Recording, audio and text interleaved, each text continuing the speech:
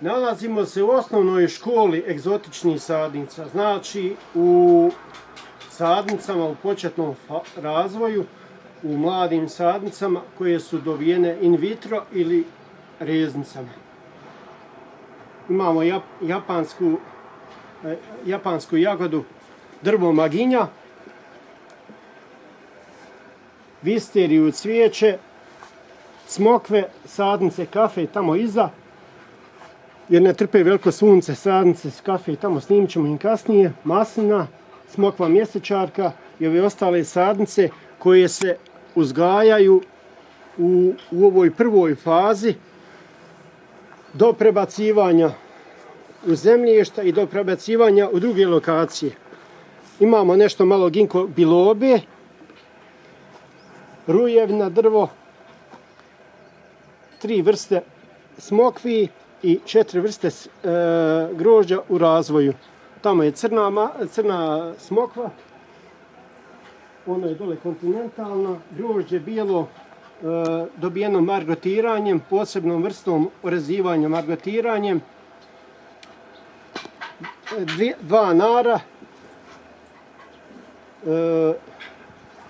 cvijeće bijele loptice, kineske gođe sadnice. Znači sve su ovo sadnice koje su u razvoju do prebacivanja u zemljište i do prebacivanja do kupaca, eventualnih kupaca. Znači ovo im je, ajmo reći, početna faza odgajalište. Odgajalište, odlično, odgajalište. Jeste. Ovo im je početna faza, znači u batama. Jeste. Ovdje isto nalazi se jedan dio afričke krastavice, sadnica.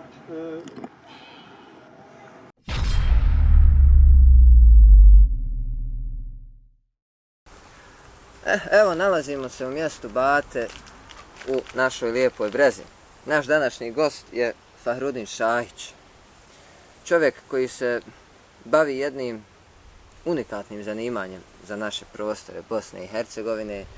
Naime, naš Fahrudin Fahro se bavi uzgojem egzotičnog voća. Evo mi ćemo dati priliku i šansu našem Fahrudinu prije svega da se predstavi ko je on, odakle i da nam kaže odakle njemu uopće ideja da se krene baviti jednim ovakvim plemenitim, a ujedno i rijetkim zanimanjem, odnosno hobijem. Bujrom Fahro. Pa, kako urednik reče, zovem se Šahić Fahrudin iz Breze. Uzgojem egzotičnog voća sam se počeo baviti sasvim slučajno. Sve je to počelo možda iz jedne košpice, iz neke ideje, hurme, limuna, nara, da bi prešlo kasnije u neku strast, u neku opsesiju, u neku ljubav, prije svega ljubav. Sadnice sam počeo nabavljati. Prvo sam se bavio uzgojem iz sjemena, koji je vrlo težak, zahtjevan, traži dosta truda, traži dosta čitanja, dosta interneta, dosta iščitavanja da bi se nešto postiglo. Prije svega potrebna je Božja milost, pa tek onda ljubav. Ljubav za uzgoj bilo koje vrste, pa čak i naše obične, recimo šljive, trebate ljubav. Trebate ljubav i minimalno poznavanje da bi se uspjelo. Uspjeti se može ukoliko se koriste savjeti, ukoliko se koriste savjeti stručnjaka. Nikad ne treba izbjegavati. Pitat i cijeli život pitat i učiti. Ja se bavim ovim od 8 do 10 godina, nekih 8 godina egzotičnim voćem, a 10 godina autohtonim voćem. I još smatram da sam na početku i da učim i treba stalno učiti. Čitav život je nauka, čitav život je učenje. Dobro, kad si već, čisto dok smo još na početku, da razjasnimo, dakle, ti se baviš uzgojem egzotičnog voća. Sad, znači, egzotično voće iz tropskih krajeva, ili ga južno voće, znači limun, banana, hurma i tako dalje, ti si upoznati. Pa čisto da razjasniš onima koji ne znaju, egzotično voće je voće koje se uzgaja logično na egzotičnim krajevima, tako, u južnim krajevima, a ti ga uzgajaš u Bosni i Hercegovini. Tačno. To za uzgoj, to nije nikakva fama, to nije nikakva, kako bi vam rekao, bauk, odlično. Nije nikakav bauk da bi se bavio uzgojem egzotičnog voća. U svom rasadniku. Nazovi ga rasadnikom jer forsiram da svo voće, to jest sadnice kojim se bavim sadnicama, uzgojim vani, bez rasadnika, bez ikakvih drugih pomoćnih uslova da bi uspjelo. Naravno, trebaju neke vrste zaštite, trebaju neke minimalni uslovi da bi egzotične sadnice mogle uspjeti kod nas. Ne trebamo se zavaravati da će to biti prinosi ko u južnim krajevima, u nekim nekontinentalnim dijelovima. Trebamo shvatiti surovost naše nekad klimi, nekih minus 20, 30. Ali i to nije prepreka da bi se mogli baviti. Znači, imaju takozvane zimske zaštite i zimske rezidbe, banane, smokve, kivija, svih postojićih, nekih možda 40-50 vrsta egzotičnog voća koje posjeduje u vrtu. Treba iščitavati, treba pitati. Nekad čovjek pogriješi, nekad se malo razočara u neke greške, ali na drugom mjestu nešto ti drugo uspije što nisi mislio da će uspjeti.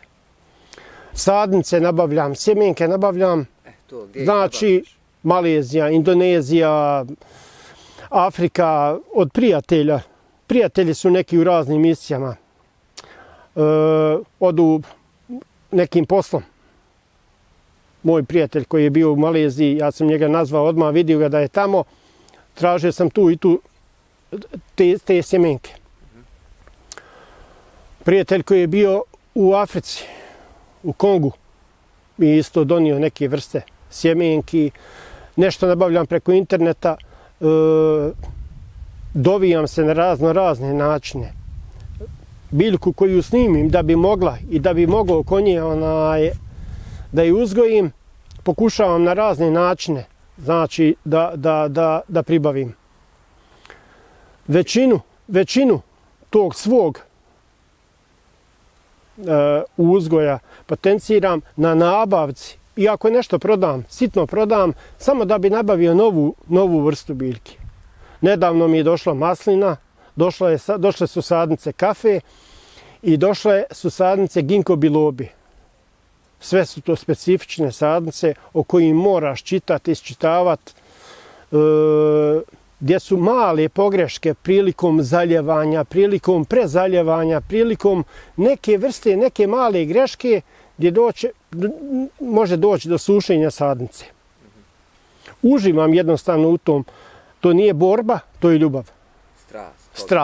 Strast, hobi, da se uzgoji sadnica, da uživam u tom. Ima puno prijatelja koji to voli, ima puno i skeptika koji te čudno malo gledaju, ali ne obazirem se. Moj je savjet svima koji voli to, koji bilo koju voćku voli, a da li autohtonu, da li egzotičnu. Ne odustajte od svog sna, znači uspjećete, samo morate to voliti, morate oko tog biti privrženi tom. Morate pričati sa biljkom. Biljka je kao insan, kao čovjek. Morate pričati s njom. Morate držati okopano, bez korova. Morate zaljevati. Morate dolaziti, obilaziti voćku. Pojedine voćke možda i zaštititi nekim vrstama. 4 vrste smokve koje posjedujem, znači, ili bilo koja vrsta smokve ne zahtijeva, ne traži nikakvo zaštićivanje, nikakvu hemiju. I samoplodne su, ne trebaju druga vrsta da bi ona uspjela i bi sazrela. Sve jedna vrsta smokvi sazrije, ne samo kod mene i kod svih prijatelja kojima sam poklonio ili prodao. Osim smokvi, ovako, vjerovatno, znači, svi u interesu, pa evo uključujući meni. Pokazao sam i snimili smo neke, ajmo reći, važnije sadnice i voćke i objasnio si nešto više o njima. A ovako, generalno, znači, možeš se nabrojati koje su to sve voćke koje ti uzgajaš? A malo je to širi spisak. Bujro.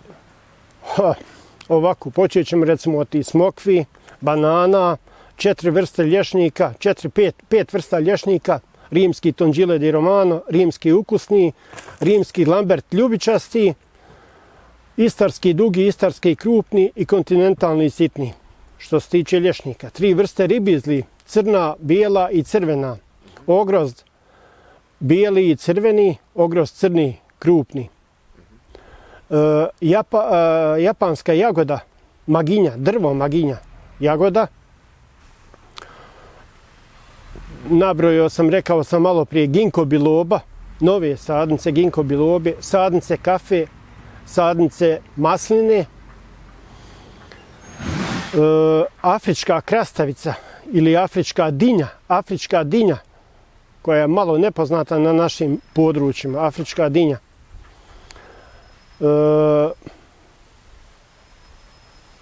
'Wisteria, 4 vrste grožđa, trenutno 4 vrste grožđa, još su 4 u razvoju, u testiranju, u fazi testiranja. Vidjeli ste ovdje osnovnu školu, to je znači osnovna početna škola za početak uzgoja sadnica, da bi se sadnice mogle prebacivati na druge lokacije, da bi mogle rast, da bi mogle uzgajati.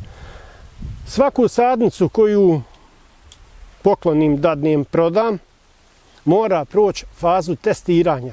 Ovdje je testiranje. Ovdje je testiranja, otprilike, nisu to sad neki opiti, nisu to laboratorije, da pogrešno ne shvatite, već su to, pošto mi je najbliža tu lokacija, imam najviše vremena da bi to mogao uraditi.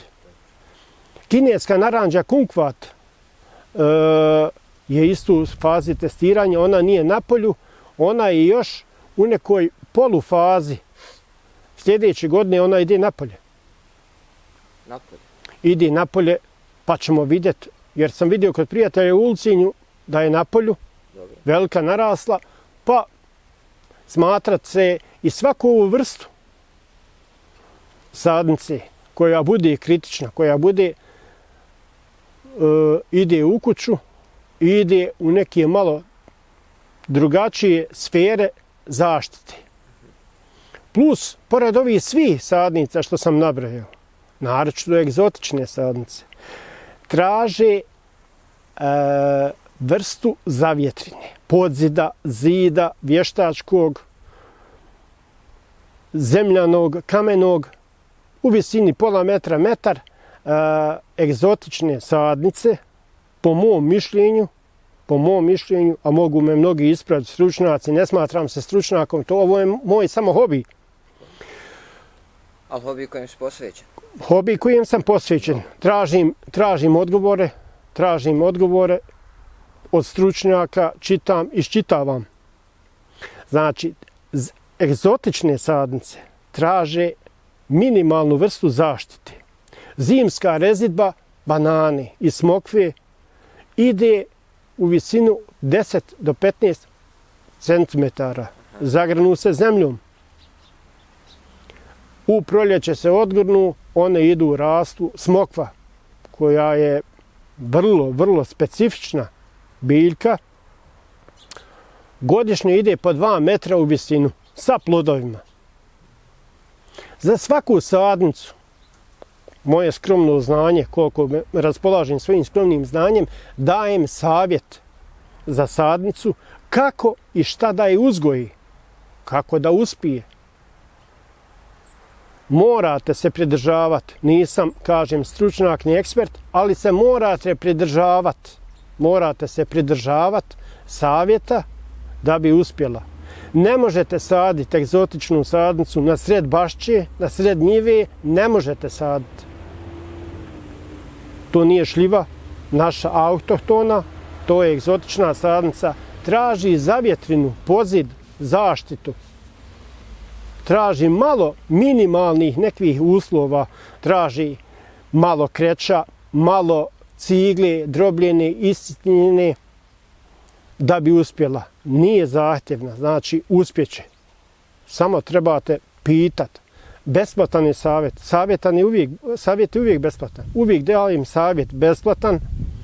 Znači, bez obzira da li ti kupio, da li došao, da li imao svoju sadnicu. Puno ljudi imaju svoje sadnice, pa i ne uspiju nešto iz nekog razloga. Pa mi postavljaju često pitanja zašto, kako, ono. Ja volim da dam, uživam da dam savjet. Uživam. Uživam da razmijenimo savjete. Ne smatram sebe stručnjakom i hoću da razmijenim savjete. Uvijek od svakog ćeš dobiti savjet kad tražiš znanje, kad tražiš, naćeš znanje. Ako tražiš znanje, naćeš. A evo za one koji traže znanje, za one koji traže savjet, koji se recimo zainteresirali i željeli bi da počnu sa ovim. Šta bi im ti poručio, koji bi trebali da budu njihovi, dakle, prvi koraci u to? Recimo, ko hoće da krene sa uzgojem egzotičnih voćki? Kako da krene? Minimalna znači priprema zemljišta. Koji za bilo koju voćku. Minimalna priprema zemljišta, da malo rigluju zemlju, znači malo da je obrade, da u nju malo stave nekih aditiva, đubriva, da je obrade, prekopaju. Ne smiju dopustiti, koji za jednu drugu voćku, ne smiju dopustiti korov, travu, rastinje, niti bilo šta u blizini voćke. Jer ona se bori za život koji mi svi ljudi bori se. Ako živiš u nekom rastinju, ako si zatvoren, ako nemaš sunca, vode, aditiva, đubriva, šta očekuješ? Isto koji čovjek, ako nemaš sunca, hranu, vodu, kako ćeš preživjeti? Isto i voćka. To je živo biće. To je živo biće, odlično, to je živo biće. A jedan savjet isto ljudima, svaka promjena zemljišta sad, iz ovog prvog rasadnika izbate, kad prebacujete voćku iz zemlje ili saksi, prebacujete u svoje zemljište, da bilo koju drugu lokaciju, metar da je pomjerite, ona se bori, adaptira se. Nemojte očekivati čuda godinu, 2 dana, nemojte očekivati čuda, nemojte očekivati prinose, nemojte očekivati neke nemoguće stvari. Ja to navodim kao jedno poređenje sa čovjekom. Čovjek iz Breze živi u svom okruženju, u svojoj zgradi, u svojoj kući. Ima svoj komšiluk, prijatelje, poznanike, a ima i odete u Sarajevo živite. Šta se dešava? Malo ste izgubljeni, malo ste pogubljeni, adaptirate se na nove susjede, nove komšije, nove stanare, novo podneblje. Tako isto preživljava i voćka. Takav je, znači, takva je genetika voćke, takva je genetika čovjeka. Znači, morate ostaviti neki period adaptacije. Za bilo koju vrstu. Ne govorimo samo o egzotičnom voću. Uzmite, prebacite šljivu sa svoje zemlje sad i vidite sljedeće godine šta će se desiti. Neće ona odmah nenormalno početi rast, ovako, onako. Njoj treba period adaptacije. I naravno vaša pažnja, vaša ljubav.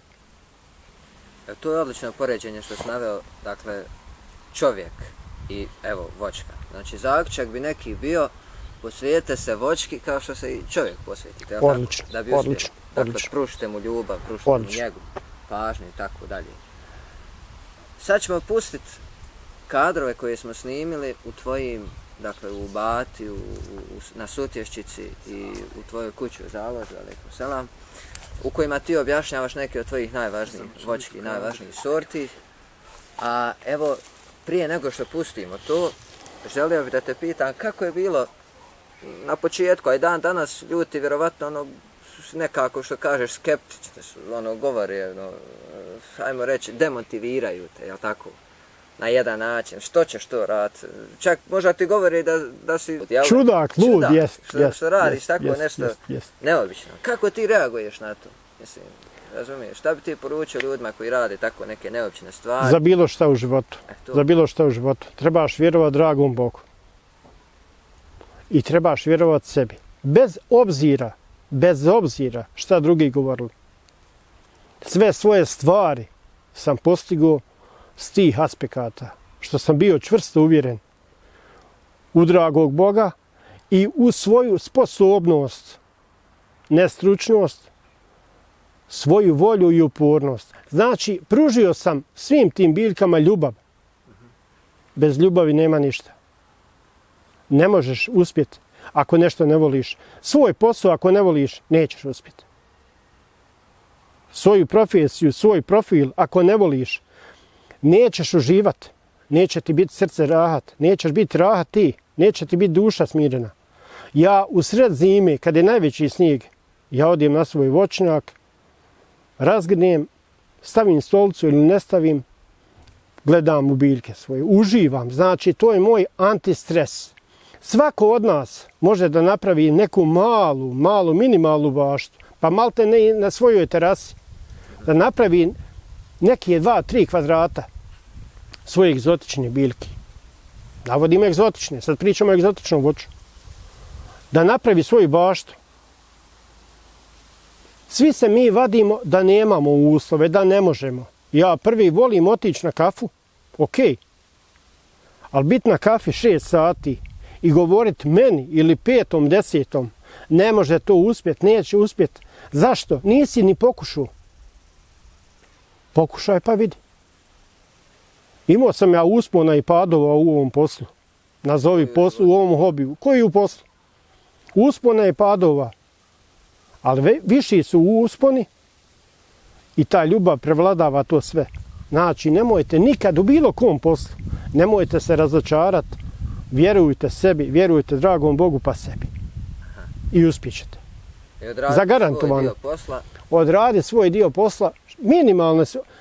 Egzotične sadnice nisu bauk. Ja to ponavljam 100 puta. Ponavljam ko papagaj svima. Nisu znači bauk. Nisu. Trebate nekad nešto pročitati. Pitajte nekog. Nisam ja stručnjak. Ali pitajte nekog. Savjetujte se. Pročitajte na internetu. Zašto mislite da je kod mene uspjelo? Zato što sam sjedio. Zato što sam čitao, što sam pitao i stalno pitam. Znam ljude zvati naveče u 10, u 11. Imam problem taj. Imam dosta, hvala Bogu, prijatelja koji su baš stručnjaci. Agronomi, doktori nauka, doktori koji imaju životno iskustvo, ljudi koji imaju životno iskustvo. Treba pitati. Pitajte dijete na ulici, dobit ćete savjete. Od svakog treba naučiti. Od svakog treba i od svakog ćete naučiti. Domaćice naše. Domaćice naše i evo moja nevjesta. Je doktor nauka za mene što se tiče cvijeća. Doktor nauka, ona nema koju vrstu, nema cvijeća. S ljubavlju to radi. S ljubav, odlično. Sa pažnjom i ljubavlju radi. Evo, ko bih htio da se tebi obrati za savjet i ujedno da razjasnimo to, dakle ti ne prodaješ voćke, nego ti prodaješ sadnice, je li tako? Ja sam se bazirao na uzgoj i prodaju sadnica. Uzgoj i prodaju sadnica. Nemam kad vremenski, fizički stić da pravim plantažu smokvi, plantažu banana. Nemam kad. Znači, vremenski. Ja sam sam. Ovo je moj hobi. Ovo nije moj posao, ovo nije moje zanimanje. Ovo je samo hobi. Samo hobi. Znači, samo hobi u kom ja uživam. Ovo nije prešlo u profesionalizam. Niti sam firma, niti sam... to je, znači, ako koju sadnicu prodaš, ja čim prodam sadnicu, ja odmah na internetu tražim novu sadnicu. Kako bi nju mogu... Jednostavno uživam u tom. Jer nemaš još vremena da ti ovo postane primarno, je tako? Pa, tačno. To je samo hobi. To je samo hobi. Ako nemaš ništa više da kažeš o egzotičnim voćkama, ja ću te pustiti ako imaš. Ja bih pustio, dakle, kadrove koje smo snimili s tobom, kojima objašnjavaš specifične voćke i u kojima pričaš o njima. A nakon toga želio bih da te pitam još jedno hobiju kojeg ti imaš, a to je hobi pilotiranja. Je li tako? Jeste. Pa možeš nam nešto o tome ispričati?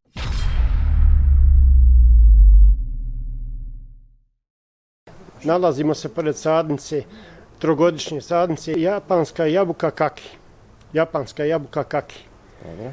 Koja uspješno se prilagodila našem podneblju, koja dobro rodi, sazri, zovu je u Japanu, je zovu i na istoku, je zovu crveni lampinjoni. Zašto? Kad spadnu listovi, ostanu plodovi i do mraza ostanu plodovi, pošto je vrlo jarko crvena, svijetli kao lampinjoni.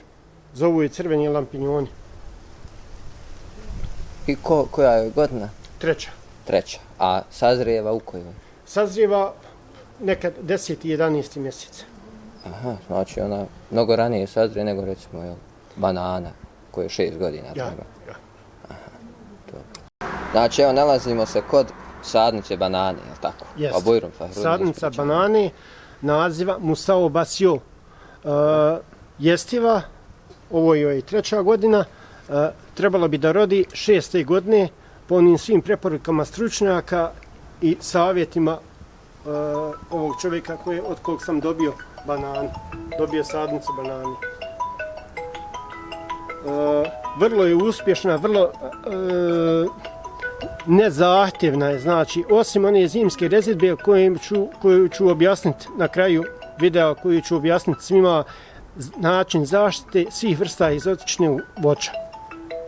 Ovo je njena, znači rekao si treća godina. Treća godina, jeste. Dobro. Zahtijeva veliku količinu vode, svakodnevnu veliku količinu vode, zahtijeva 25, 30 do 50 litara svakodnevnog zaljevanja vode. Svaki dan? Svaki dan. U naročito ovom periodu njene ekspanzije, njenog rasta. Dobro. Znači 6. godine onako Bog da rađa. Ako Bog da nadat se da će 6. godine roditi, možda čak i prije, vidjet ćemo, treba se nadat. Tako. A odakle se ti donio? Ja sam dobio od rođaka iz Krajine, iz Cazina. I znači možemo reći da će ovo biti, ako Bog da, prva banana u Brezi, je li tako? Pa ako Bog da, nadam se, a možda već još neko ima te sadnice banana, ali eto. Imaš li još što da kažeš o banani? Pa to je, nakon 3. 4. godine počinju rađati izdanci koji se uz neku stručnost mogu se pripremiti da bi se dobili sadnice na taj način. Dobro. Super. Nije zahtjevna, znači ne zahtjeva osim vode, aditiva i đubriva, ne zahtjeva nešto posebno. Znači samo 20-30 litara na dan i to je to. Baš tako. Znači ovo je smokva, je li tako? Ovo je smokva mjesečarka koja uspijeva 2-3 puta godišnje izbaci plod. Prilagodila se našem podneblju, iako inače sa našeg područja iz Goražda, prilagodila se našim uslovima i našem području. Vrlo uspješna, sazrijeva, rađa svake godine. Znači, rekao si odakle si je donio? Jeste, s našeg područja. Sve su smokve, sve 4 vrste smokvi su sa našeg područja. Dobro. Rekao si iz Goražda, jel? Jeste, iz Goražda. Aha. I koliko njoj treba vremenski da ona? 2. i 3. godine počne rađati. Dobro. Znači 2. i 3. godine. A objasnit ću kasnije gledalcima i objasnit ću im uslove, načine održavanja, načine zaštite, zimske rezidbe i načine zaštite. Aha, okej. Sad se nalazimo kod smokve. Smokva kontinentalna, krupna, sa krupnim plodom. Vrlo uspješna, adaptirana, kupljena u Mostaru prije nekih 7-8 godina. Vrlo uspješna, rađa, vidite sami po plodovima, vidite njenu uspješnost. Zrije, sazrije, uspije sazrijati bez ikakvih problema. voli zavjetrinu, voli podzid, kao sve vrste južnog voća, kao sve vrste egzotičnog voća, voli neku vrstu zavjetrine, da nije na jakom udaru vjetra. Ovo je koja godina kod tebe? Ovo je 8. godina. 8. godina. 8. godina. Može. Preko 4 metra i u širinu i u visinu.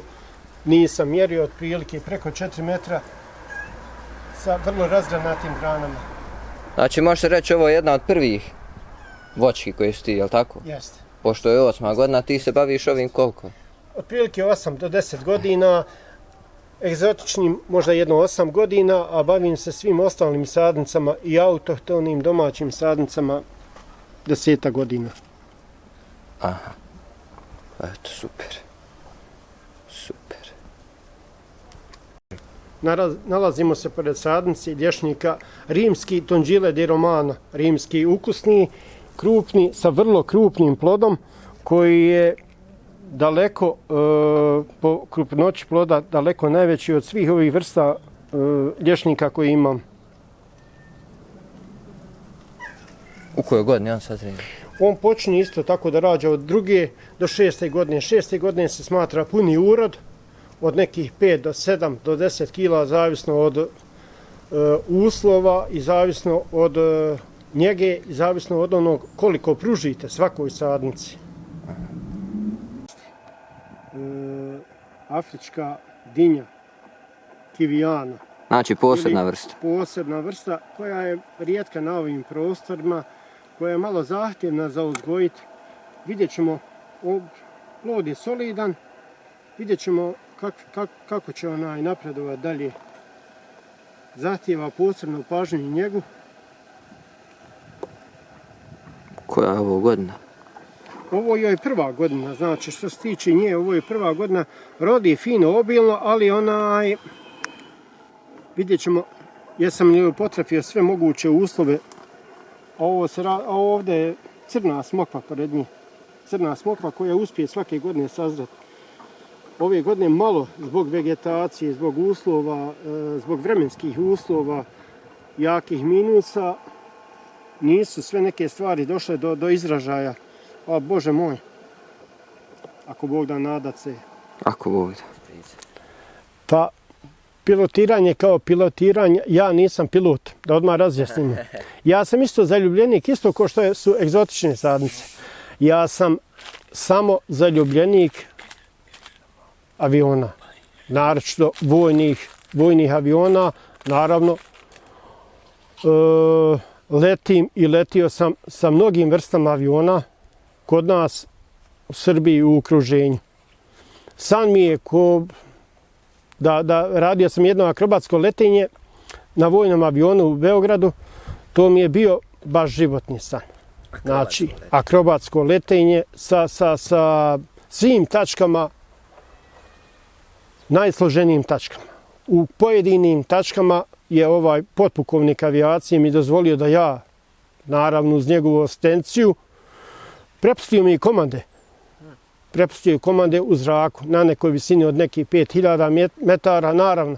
Svi ti uslovi moraju biti ispunjeni. Mislim, to su ljudi profesionalci.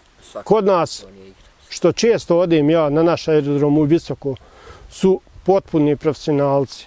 Gdje ti možda mali neki period, ako se ispuni uslovi, daju da letiš. Nudili su mi da polažem da polažem za tu vrstu tih aviona, tih malih letjelica, dvosjeda i četverosjeda, pa o tom potom. Škola, postoji škola, oformljena je škola u mnogim gradovima, jeste. U mnogim gradovima su oformljene škole. Bio sam u Tuzli, letio sam u Sarajevu, letio sam u Visokom, bio sam u Beogradu. Jednostavno uživam to. To je isto baš neka strast, uživanje, ne znam kako bi to nazvao. Koliko je pristupačan taj hobi, ajmo reći koliko je skup, jeftin? Pa pazite, pristupačan je ako si član kluba. Aha. ako si član kluba i moraju se ispuniti uslovi kad su te promocije, kad su razne, kako bi se reklo, razni događaj otvaranja sezona, ovako, onako. Ne možete vi sad doći i otići, hoću ja sad letiti kad ti zahtijevaš. Naravno, svi moraju se ispuniti vremenski uslovi broj 1 za bilo koju vrstu letenja. Pa čak i velikih aviona moraju se ispuniti vremenski, atmosferski uslovi da bi se moglo letiti. To nisu bezazlene stvari. Čak i vojni, savremeni avioni vojni mogu letiti u otežanim uslovima, ali malo teže.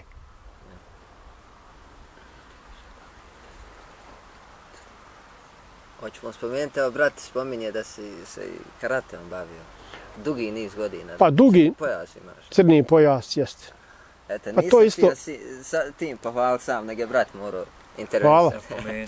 Hvala, brate. Isto nastavlja njegovim stopama uspješno.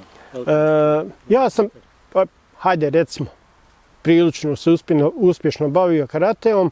Kasnije sam jedan period svog života proveo kao trener. Trenirao sam mlađe te generacije, pa možda čak da je Zire tu bio, ne znam, u toj mlađoj generaciji, možda, ne znam tačno, jest u stvari, jest. Bio je Zire, Sadet, moj drug, Sadet Silađić. To se naši Jest. Tako. Moju uspješnu, recimo, neku vrstu karijere, neke ljubavi prema borilačkim sportovima slijedila je moja kćerka Asija, koja je vrlo uspješna bila u tekvandovu. Vrlo uspješna. Prošla je svijet, prošla je evropska, balkanska takmičenja, koja je osvojila puno medalja, koja je na osnovu tih medalja dobila 6. nagradu grada Breze, diploma, dobila dosta priznanja, sportista godine je bila nekoliko puta, bila je među 10 najuspješnijih kadeta na nivou ministarstva Zedo kantona i tako. Mislim, to je jedna ljubav, isto jaka ljubav. Koja je naslijeđena, eto. Ja. Evo, Fahrud najavi da se zahvalim u ime ekipe Vijesoći u srcu, u ime svih gledatelja što su bio naš današnji gost. I želio bih eto da te upitam, kao što svakog gosta upitamo, neka tvoja poruka na kraju ovoga videa za naš kanal, za sve gledatelje, za sve ljude koji će ovaj video negdje pronaći i gledati. Pa ja često ponavljam tu poruku sebi i svima nama i svim gledateljima i slušaocima i bilo kom čovjeku ponavljam stalno. Nemojte nikad odustajati od svog sna. Nikad. Bez obzira znači na sve prepreke koje imate u životu, nemojte nikad odustati. Ja nisam imao prilike da budem pilot, ali mi se želja, hvala Bogu, ostvarila da sam bio aviomehaničar, da sam opsluživao najmodernije i najjače avione u bivšoj Jugoslaviji. Da sam bio na avionima, da sam bio na stajankama gledajući po nekih dnevno po 100 letova spuštanja, ovako, onako, gledao uživo. Nisam odustao od svog sna ni poslije 30 godina gdje sam ostvario, znači, let u vojnom avionu i gdje sam izvršio akrobatsko letenje, koje je vrlo zahtjevno, vrlo rizično, gdje se prije ulaska u kabinu potpišeš jer imaš katapult u slučaju nezgode da iskačeš iz aviona. To su vrlo složene, jake tačke, to su veliki pritisci na avion. Ne radi svako akrobatsko letenje. A eto ti radiš. Pa to je jednostavno uživanje, strast, to je kad je nešto jako, kad je ljubav u pitanju, prevladaš neke prepreke. Pa, hvala Bogu. I znači poruka, uvijek poruka, nikad ne odustajte od svog sna, nikad. Ostvarit će se. Evo, jaka poruka za kraj. I za kraj da napomenemo da naš Fahrudin ima svoj YouTube kanal Egzotične sadnice Fahra, da ima svoj Facebook stranicu Sadnice. Jest. I ostavit ćemo tvoje kontakt brojeve za sve one koji bi te željeli kontaktirati, kako bi dobili neki savjet ili kako bi eventualno dobili, odnosno kupili neku od tvojih sadnica. Hvala puno Eldare, hvala Ziratu, mom drugu, hvala svim mojim drugovima, Svjesolića, prijateljima, babima, poznanicima. Hvala svima, hvala tebi koji si ustupio svoje dragocjeno vrijeme. Hvala vama što ste bili naš gost. To je to. Hvala vam puno.